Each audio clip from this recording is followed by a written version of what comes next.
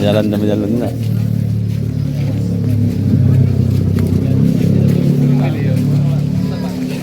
Kita buat jalan, Pak.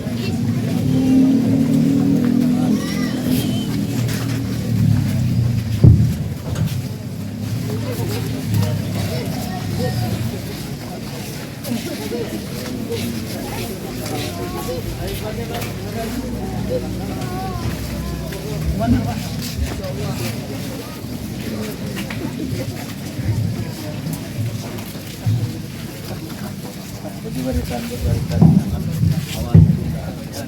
Ini nggak usah lagi. Ini apa ini?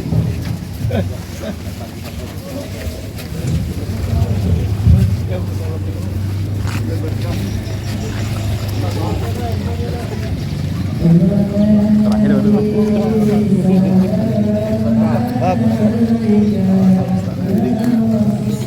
Gus.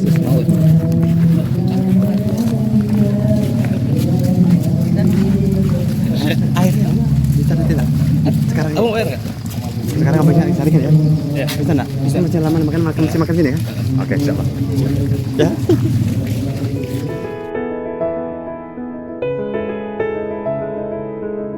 به ونتوكل عليه ونعوذ بالله من شرور أنفسنا ومن سيئات أعمالنا من يهده الله فلا مضل له ومن يضلله فلا هادي له أشهد أن لا إله إلا الله وحده لا شريك له وأشهد أن سيدنا ومولانا وسندنا محمدا عبده ورسوله اللهم صل وسلم وبارك على سيدنا ومولانا محمد وعلى آله وأصحابه وذرياته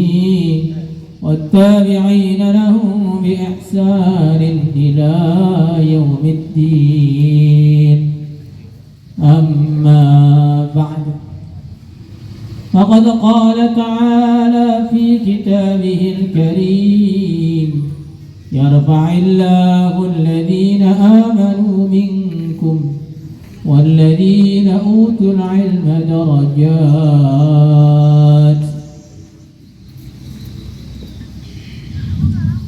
Hadirin, hadirat, para bapak, para ibu, para ustadz, para wali santri, para santri, para tokoh-tokoh masyarakat yang hadir di majelis ini, yang saya hormati dan saya muliakan.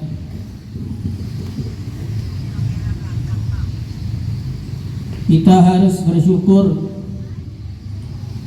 kepada Allah Subhanahu wa Ta'ala karena kita telah diberikan sesuatu yang bisa menjadi manfaat bagi kita untuk selama-lamanya.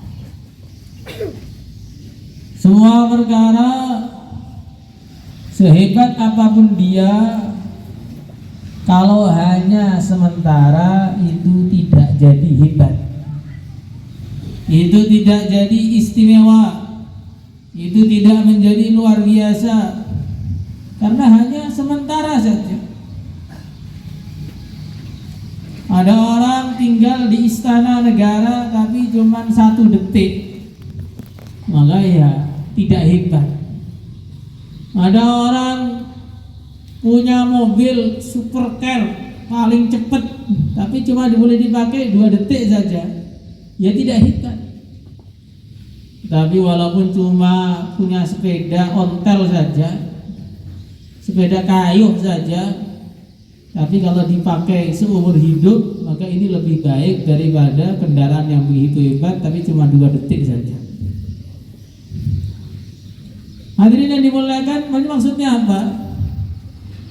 Maksudnya kita harus memahami bahwa apabila kita diberi oleh Allah Subhanahu wa taala agama, ini berarti kita diberi oleh Allah kebaikan yang selama-lamanya. Kalau diberi selain agama, itu hanya diberi kebaikan yang sementara. Yang sementara itu pun kadang-kadang nggak sampai mati sudah hilang juga. Maka perbandingan ilmu yang kekal, yaitu ilmu agama, dengan perbandingan ilmu yang sementara, yaitu ilmu dunia, ini bagaikan orang yang naik kapal laut, berwisata bersama teman-temannya. Ini orang-orang para mahasiswa ini berwisata bersama teman-temannya naik kapal laut. Nahkodanya orang tua yang tidak pernah sekolah. Maka para mahasiswa ini merasa lebih hebat, merasa lebih istimewa, merasa memiliki sesuatu yang tidak dimiliki oleh sang nahkoda, sehingga akhirnya mereka datang satu persatu untuk mencaci maki nahkoda tadi. Satu orang datang kepada nahkoda, "Wahai kakek tua, tahukah kamu ilmu matematika?" Maka nahkodanya diam saja, bilang, "Apa itu matematika? Jangan bilang mati-mati begitu, nanti bahaya ini di tengah laut." Maka anak muda ini tersenyum mengejek, mengatakan, hidup sekali nggak tahu matematika, rugi kamu." Ada lagi mahasiswa kedokteran datang, "Wahai kakek tua, tahu nggak ilmu kedokteran?" "Apa itu kedok-kedok tuh apa itu?" Bukan kedok, ini kedokteran." "Nggak tahu saya." Maka mahasiswa tadi dia pergi berlalu sambil menyeringai, mengatakan, hidup sekali nggak tahu kedokteran, rugi." Maka datang mahasiswa dari berbagai jurusan yang lain, satu persatu tuh ngejek, "Kamu tahu ilmu ini?" "Nggak tahu." "Kamu tahu ilmu ini?" "Nggak tahu." "Oh, rugi kamu, hidup di dunia nggak pernah sekolah, rugi." Maka kakek tua tadi diam saja. Tengah-tengah perjalanan, tiba-tiba ombak besar menghadang, badai menyambar-nyambar, hujan begitu deras dengan suara yang mengerikan. Maka semua yang di kapal berubah, yang aslinya tertawa bergembira tiba-tiba menjadi ketakutan yang begitu dahsyat. Maka kakek tua tadi datang kepada anak-anak muda yang ngejeknya tadi. "Hei anak muda, kalian tahu nggak ilmu tentang berenang?" "Oh, nggak tahu, nggak ada kolam renang depan rumah kami ini, hutan semua sawit." Maka kakek tua tadi mengatakan, "Ketahuilah, ilmu yang kamu banggakan tadi semuanya sekarang nggak ada gunanya. Kapal ini mau tenggelam, yang selamat hanya yang bisa berenang. Cuma saya mau selamat tinggal." Akhirnya kakek tadi berenang selamat, yang lain tenggelam semua, ilmunya tidak ada gunanya. Allah. Begitulah di dunia ini. Orang ahli ilmu agama ditertawakan sama orang-orang ahli dunia. Apa itu ilmu agama? Masa depannya suram. Apa itu santri? Sudah zaman roket masih bawa kompor aja kemana-mana. Apa itu pelajar-pelajar ilmu orang Indonesia sok-sok pakai pakaian yang orang Arab, pakai jubah, pakai sarung. Apa itu? Nggak ada gunanya. Ya Allah, nggak ada gelar. Lama-lama pondok cuma ustad saja. Mana sertifikatnya, mana ijazahnya, mana gelarnya, mana? Caci maki. Begitu sampai dikubur, Ternyata yang dibanggakan semua gak ada gunanya, hanya ilmu agama yang bisa menyelamatkan. Allahu Akbar. Nah ini fakta. Ini gambaran bagaimana kadang-kadang memang ahli batil itu selalu mencaci maki orang-orang yang mengamalkan agama. Wa yasna'ul fulka wa kullama marra alaihi mala'um min qaumihi sa'iru min qala in tasharu minna wa inna nasharu minkum kama tasharun. Nabi Nuh, orang yang mengamalkan ilmu, ya ahli agama sebelum kita, begitu juga nasibnya sama. Tengah-tengah bangun kapal, kaumnya lewat. Apa ini Nuh? Kemarin jadi nabi, sekarang jadi tukang kapal. Kemarin nabi, sekarang tukang kayu, pindah profesi ya? Kalau ini lucu, di tengah darat kok bikin kapal. Apa ini? Maka Nabi Nuh mengatakan, in tasharu minna fa inna nasharu minkum kama tasharun. Kaumku, kamu menganggap kami ini lucu. Saya sebenarnya lebih menganggap kamu ini lucu.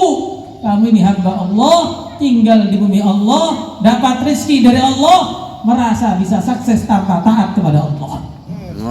Jadi lucu lagi. Manusia ini apa sih? Manusia hanya setetes air mani saja. Manusia ini apa sih? Manusia ini hanya tanah liat saja. Manusia apa sih? Manusia sesuatu perkara yang nggak bisa apa-apa. Manusia yang begitu lemah ini, kok berani-beraninya menantang Allah yang Maha Kuasa. Bukan hanya menentang Allah. Kalau cuma menentang Allah itu banyak. Kadang-kadang orang iman juga gak sholat itu juga bagian dari menantang Allah.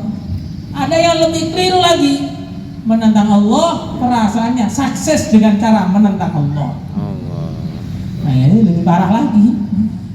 Menentang itu sudah satu kesalahan besar, merasa sukses dengan menentang Allah itu kesalahan yang lebih besar lagi.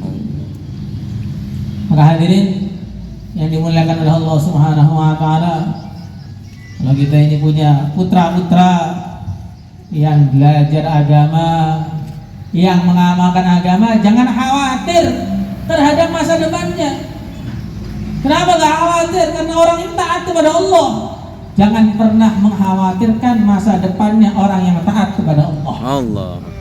Khawatirkanlah kalau anak-anak kita ini mereka maksiat kepada Allah, itu perlu dikhawatirkan, harus dikhawatirkan. Maka dikatakan dalam Al-Quran, alaisallahu bikafin abdah wa yuhawwifunaka billadina min dunih.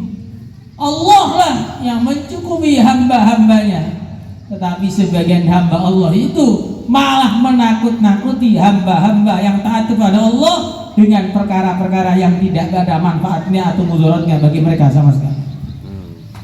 Ini manusia ini lucu, yang berada di jalan yang benar banyak yang menakut-nakutinya. Ini bahaya ini. Masa depan kamu bagaimana? Masa tua kamu bagaimana?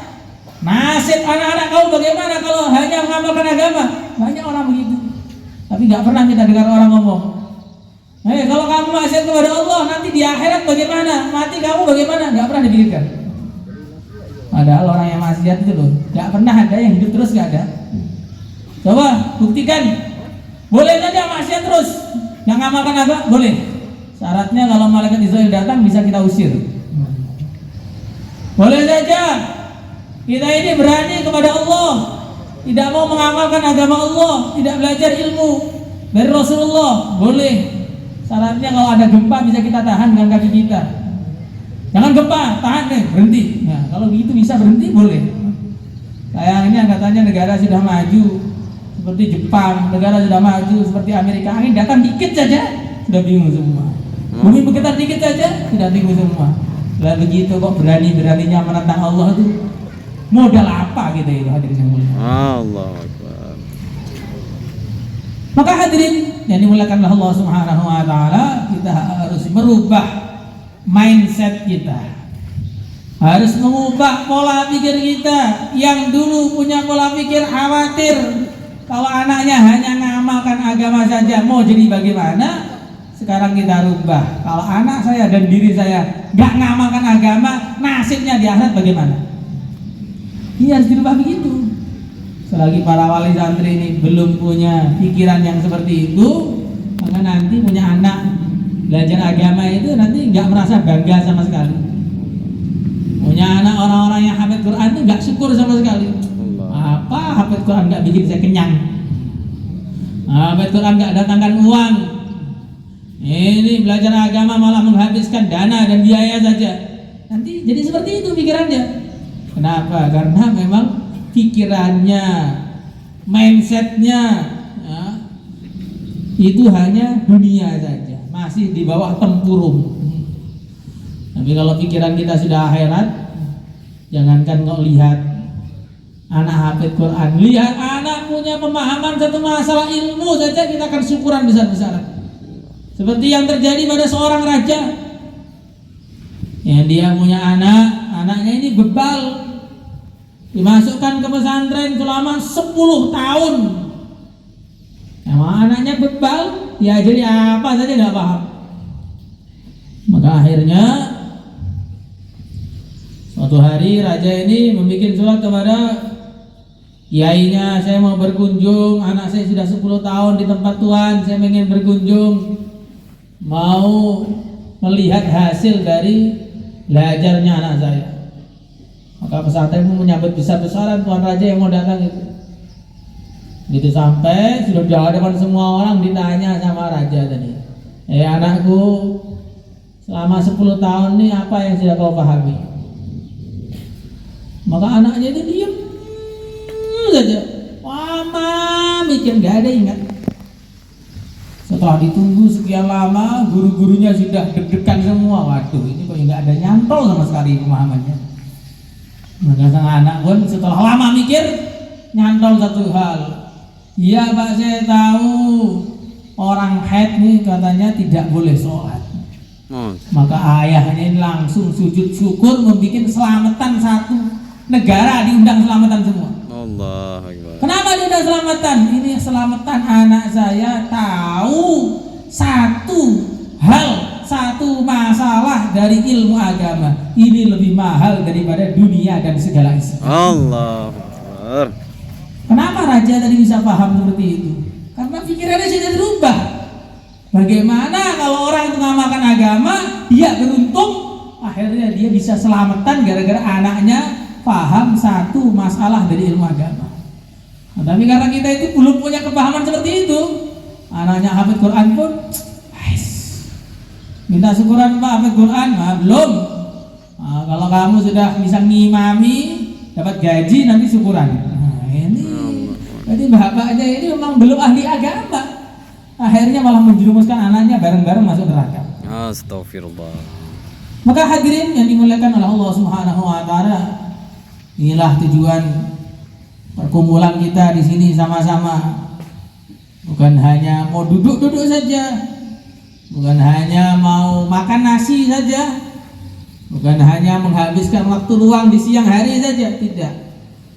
Tapi kita ini pengen merubah cara berpikir kita, pengen merubah pandangan hidup kita, sehingga betul-betul punya keyakinan bahwa orang yang mengamalkan agama itu orang yang beruntung, orang yang tidak mengamalkan agama itu orang yang betul-betul buntung, betul-betul rugi yang sebenar-benarnya. Kalau kita tetap tidak percaya, ya nanti di akhirat kita akan tahu. Tapi kalau di akhirat ya tahu itu sudah nggak ada gunanya. Nah, ada sebagian orang bilang, apa itu akhirat-akhirat? Kita itu yang nyata-nyata aja. Kita itu yang nyata-nyata saja. Gak usah bicara-bicara akhirat. Kita itu yang nyata-nyata saja. Ini adalah sebodoh-bodohnya orang itu, yang orang seperti ini. Yang cerita akhirat itu siapa? Yang cerita akhirat bukan para ustadz, yang cerita akhirat bukan para ulama, yang cerita akhirat bukan para kiai. Cerita akhirat itu dari para nabi, para rasul, semuanya punya misi yang sama, semuanya punya dakwah yang sama, yaitu setelah dunia adalah akhirat. Dan apa yang mereka sampaikan, terutama yang disampaikan oleh baginda Muhammad sallallahu alaihi wasallam, sudah terjadi semuanya. Hanya Sayyidina Hatim bin Adi At-Ta'i, ketika beliau masuk Islam, maka Nabi mengatakan, wahai Hatim, kalau kamu nanti umurmu panjang, kamu akan melihat ada penunggang onta, wanita yang menunggang onta berjalan dari Tirah menuju Mekah seorang diri tanpa ada yang mengganggu. Padahal zaman dulu jangankan wanita, laki-laki keluar dari rumah saja bisa nggak balik karena banyaknya preman, begal dan sebagainya. Kemudian kalau Hatim, kalau umurmu panjang, kamu akan melihat bendahara-bendahara, gudang-gudangnya Kisra bin Hurmuz, raja Persia terbesar sepanjang masa, akan diinfakkan fisabilillah. Dan wahai Hatim, kalau umurmu panjang, kamu akan melihat harta melimpah ruah, orang sedekah pada nggak ada yang mau terima. Maka ketika Sayyidina Hatim menjelaskan hadis ini kepada murid-muridnya, beliau mengatakan, saya telah melihat seorang wanita berangkat dari Hira sampai ke Mekah, tidak ada yang mengganggunya, aman dan damai saja. Dan saya juga termasuk bagiannya orang-orang yang membuka Persia, gudang-gudangnya saya bagi-bagi kepada orang Islam fisabilillah. Dan nanti pasti yang ketiga akan terjadi, yaitu harta melimpah ruah sampai orang sedekah nggak ada yang menerima. Maka seorang ulama ketika menjelaskan hadis ini, beliau mengatakan, inilah orang cerdas. Beliau disampaikan Nabi 3 perkara, yang 2 sudah terjadi, yang ketiga belum. Maka beliau yakin walaupun belum terjadi pasti akan terjadi. Maka kita ini harus juga yakin, Nabi sudah nyampaikan tentang akhirat. Walaupun akhirat itu belum kita datangi, maka kita harus yakin akhirat itu memang ada dengan sebenar-benarnya. Kalau nggak nunggu begitu, maka ini iman kita ini nggak tahu ini iman 5 watt atau iman kadang-kadang nyala, kadang-kadang hidup, kadang-kadang keluar, kadang-kadang masuk. Lah kalau pas keluar nyawanya itu keluar, naudzubillah. Nah kalau iman kita tadi sudah benar seperti itu, maka nanti kita ini lihat anak di pesantren itu syukur, seneng, gak pengen anaknya pulang tuh, gak pengen. Pengennya ketemu anak di surga saja sudah cukup. Amin ya Allah. Nah, ketemu di dunia, kalau akhirnya berpisah, satu di surga satu di neraka, apa gunanya? Di dunia nggak ketemu, asal nanti di surga bisa kumpul bersama. Allah. Itulah keistimewaan yang sebenarnya. Allah. Nggak ada wali santri yang pikirannya sudah maju, pikirannya sudah maju, nggak seperti kita. Dia mendengarkan ceramah di pesantren. Siapa yang ingin anaknya jadi orang yang soleh, maka jadikanlah anaknya seperti Sayyidah Maryam. Yang mana Sayyidah Maryam ini oleh orang tuanya sudah diwakafkan untuk Allah. Ini muharrar nadartu laka ma fi batni muharrara. Sayyidah Hannah sudah menadarkan, ya Allah, kalau anak saya lahir muharrar ini, ya Allah, sudah saya lepaskan dari segala urusan dunia hanya untuk Engkau. Maka kalau pengen anaknya jadi orang yang soleh, maka serahkan anaknya kepada Allah. Sudah nggak usah diurus-urus lagi, biarkan dia mengamalkan agama sampai dia berjumpa dengan Allah. Maka setelah mendengar ceramah itu, wali santrinya ini terkesan, dia mau dapat hidayah, terkesan. Bilang sama anaknya, nak, mulai hari ini saya sudah menyerahkan kamu untuk Allah. Kamu sudah bukan anak saya lagi, saya serahkan kamu untuk Allah. Kamu silakan ngamalkan agama sampai mati, sudah gak usah mikir orang tua lagi. Maka anaknya belajar di pesantren sungguh-sungguh, gak pulang-pulang, 10 tahun tuh gak ada pulangnya. Allahu Akbar. Setelah selesai 10 tahun, sudah prestasi tertinggi, nilainya juara 1 terus, Quran ngeses, minhaj pun lewat-lewat. Masya Allah. Maka dia pulang ke rumah, sudah selesai memang. Ketok pintunya, assalamualaikum. Waalaikumsalam. Siapa di luar? Anak bapak sudah selesai mondoknya. Maka ayahnya ini punya jawaban yang tidak terduga. Loh, nggak ada, saya nggak punya anak kok.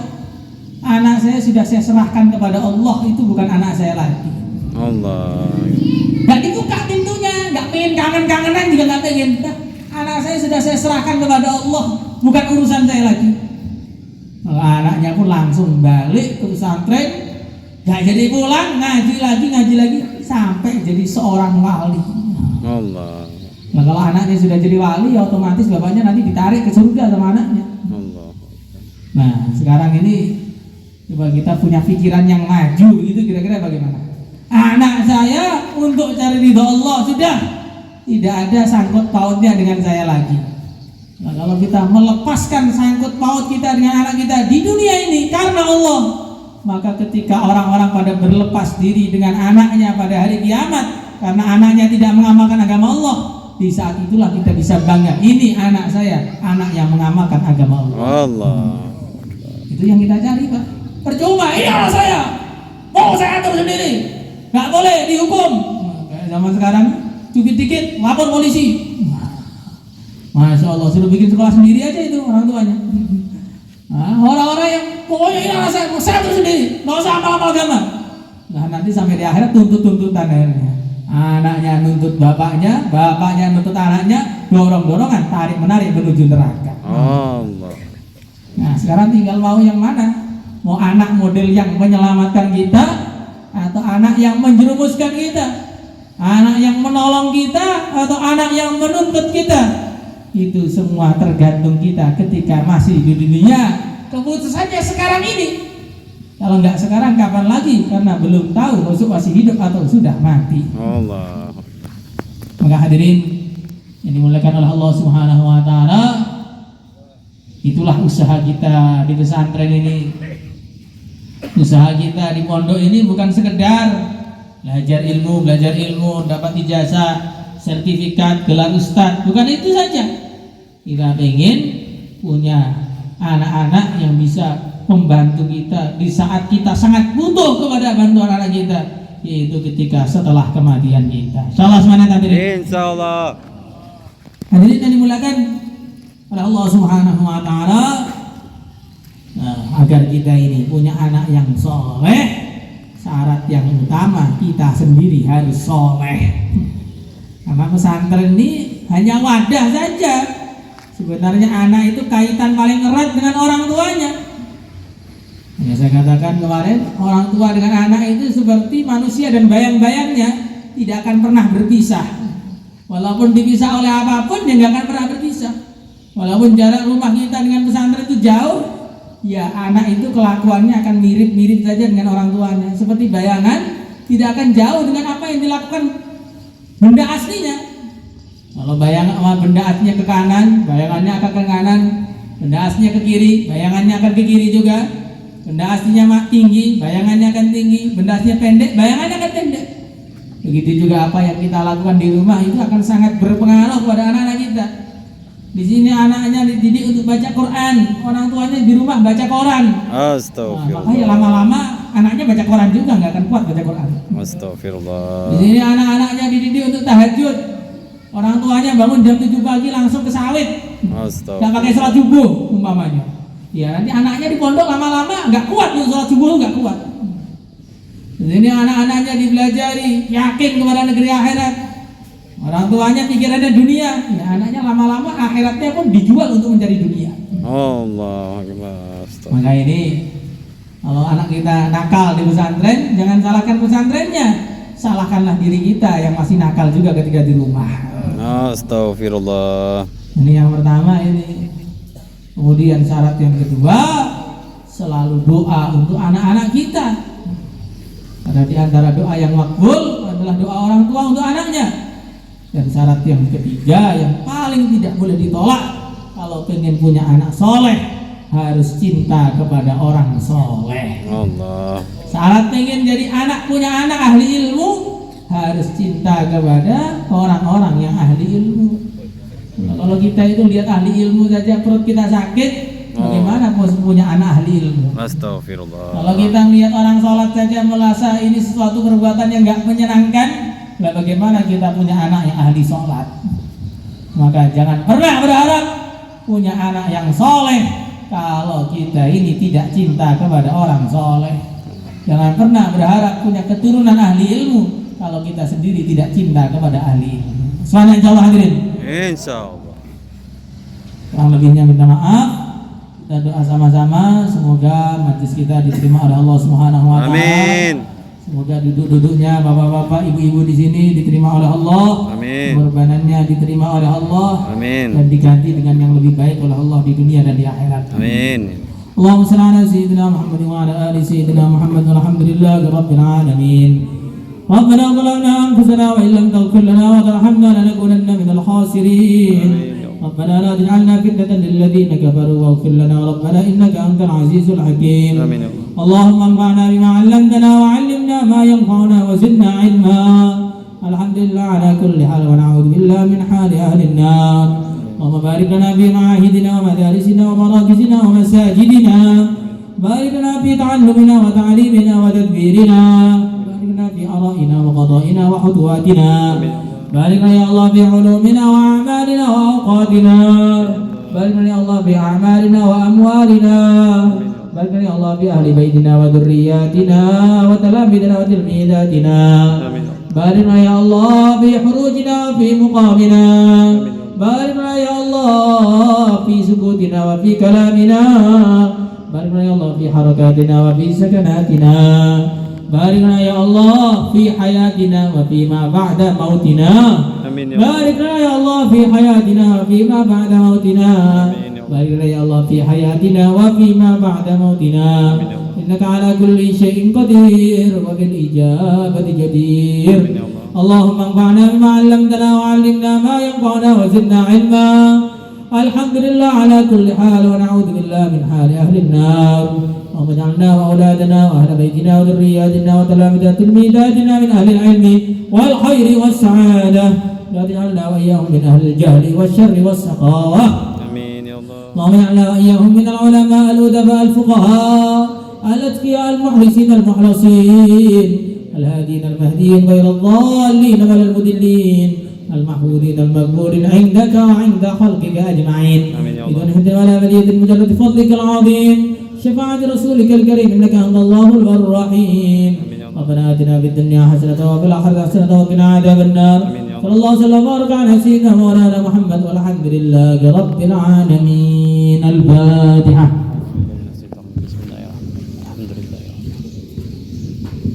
Kurang lebihnya minta maaf. Assalamualaikum warahmatullahi wabarakatuh. Waalaikumsalam warahmatullahi wabarakatuh.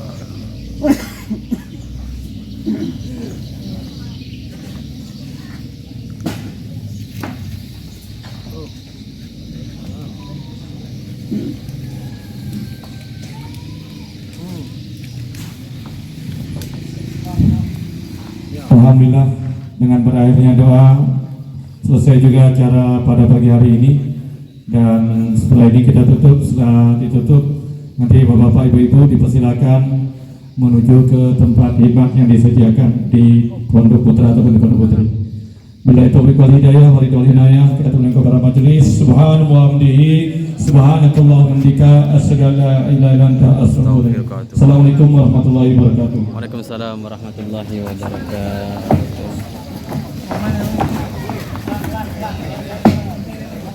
Jalannya siapa sih kok?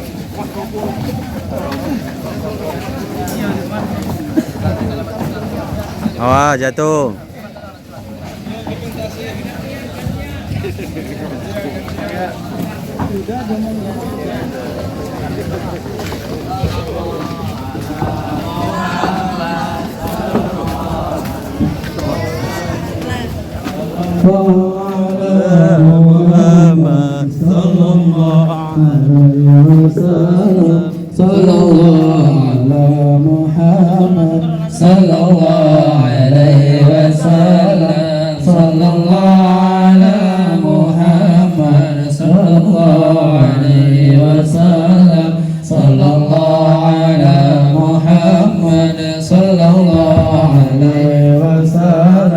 Sallallahu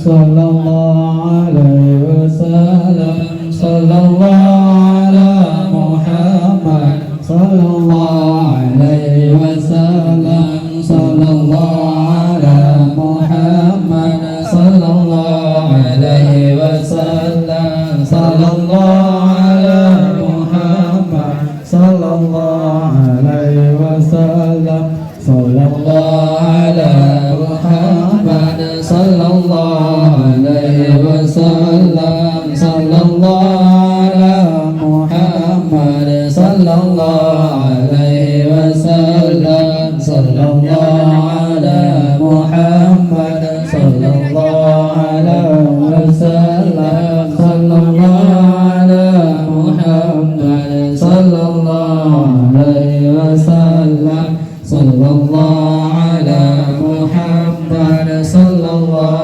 alaihi wasallam, sallallahu ala Muhammad, sallallahu alaihi wasallam, sallallahu ala Muhammad, sallallahu alaihi wasallam. Sallallahu ala Muhammad sallallahu alaihi wasallam.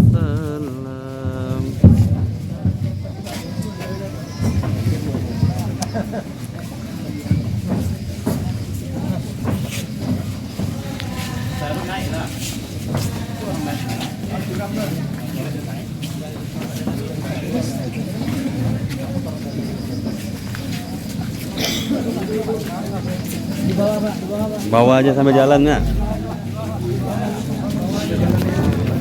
Jalan sampai jalan enggak?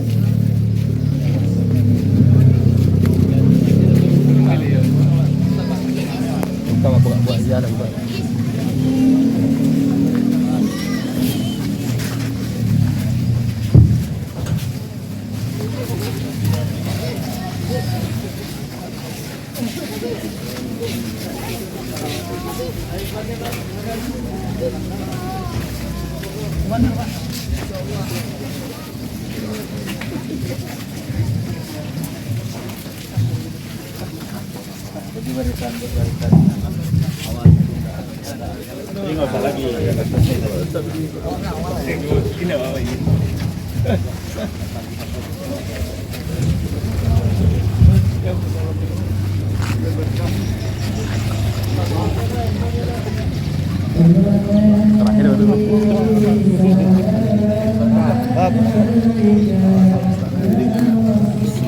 Gus.